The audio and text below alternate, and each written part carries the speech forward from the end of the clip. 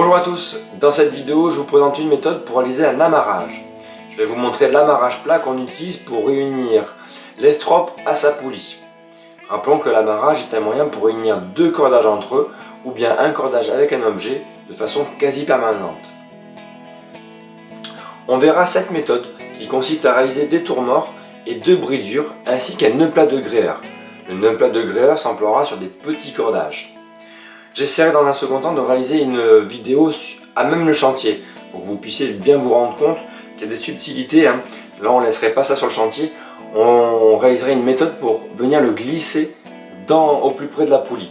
Mais ça j'essaie de vous l'expliquer dans une seconde vidéo. Là on le voit avec du gros cordage et coloré pour vraiment mieux le comprendre. Alors pour commencer, je vais vous présenter les différents éléments qui m'aideront à réaliser ce tuto. Donc là ici le cordage qui pourrait symboliser une estrope. Ici mon enceinte qui symbolisera un élément ou bien une poulie qu'on viendra resserrer dans le cordage ou l'estrope. Et on rappellera que pour réaliser l'amarrage plat, on se rapprochera de l'objet que l'on souhaite resserrer. Donc là, de la droite vers la gauche. À bord, on utilise du bitor ou suivant la taille du cordage, on peut utiliser également du cordage toronné.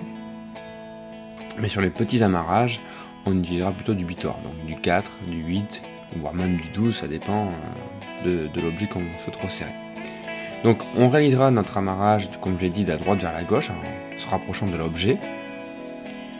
Et pour commencer, je vais utiliser cette technique où notre bitor, on le passe sous le créneau d'un toron, donc sous un toron, pour venir le bloquer. Et on va ensuite réaliser une succession de tours morts en se rapprochant de l'objet. Donc rappelons que un amarrage plat ne doit pas être plus long que large. Là on va bien serrer et notre bitor, notre cordage qui sert à faire notre amarrage doit commencer à être perpendiculaire. Donc on ne doit pas être tordu, si je puis dire, ni incliné. On doit bien être à plat, quoi. Donc bien perpendiculaire au cordage que l'on vient resserrer. Donc on réalise, comme je l'ai dit, une succession de tours morts, mais à bord, pour avoir une bonne tension, nous utilisons une maillotche, donc qui nous permet de faire levier et de rapprocher très fortement le cordage et les liens. On utilise également un winch espagnol pour rapprocher les deux parties du cordage. Lorsqu'il s'agit d'une estrope, par exemple sur une poulie, on a besoin de les rapprocher au préalable parce qu'on n'est pas capable de faire suffisamment de tension pour les rapprocher et en même temps avoir un amarrage très très serré. Après avoir réalisé cette succession de tours morts, on va réaliser deux bridures, donc c'est-à-dire deux passages qui vont recouvrir les différents tours qui sont constitués par les tours morts. Donc on repasse comme cela. Et on va venir recouvrir. Donc là on réalise notre première bridure et là, comme pour tout, on utiliserait notre maillotche pour pouvoir resserrer efficacement notre serrage.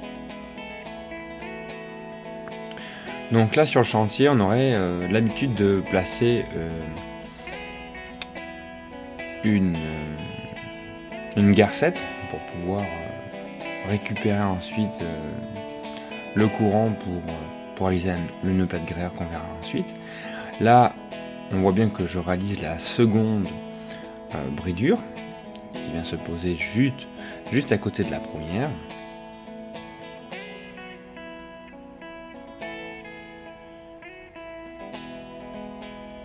Là pareil, utilisation de la maillotche indispensable pour bien garder la tension partout.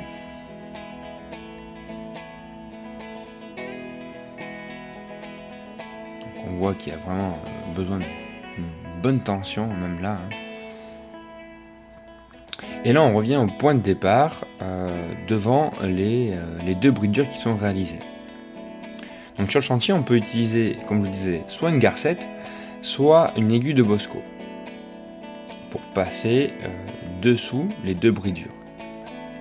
Donc on repérera bien la première et la deuxième bridure, et donc on passera sous la première par le centre. Donc on va placer notre garcette ou bien notre aiguille de Bosco de cette manière-là. Donc là je le fais à l'épissoir, mais vous voyez bien qu'avec l'épissoir on perd une certaine tension, hein. Donc le but c'est de conserver toute la tension.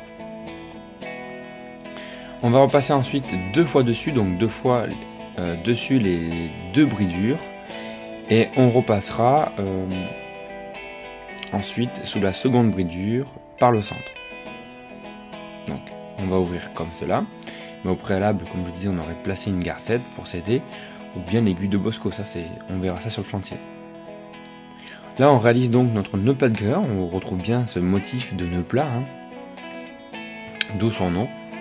Et pour bien le serrer, on va repasser le courant à travers l'œil ici, hein, proche de la poulie.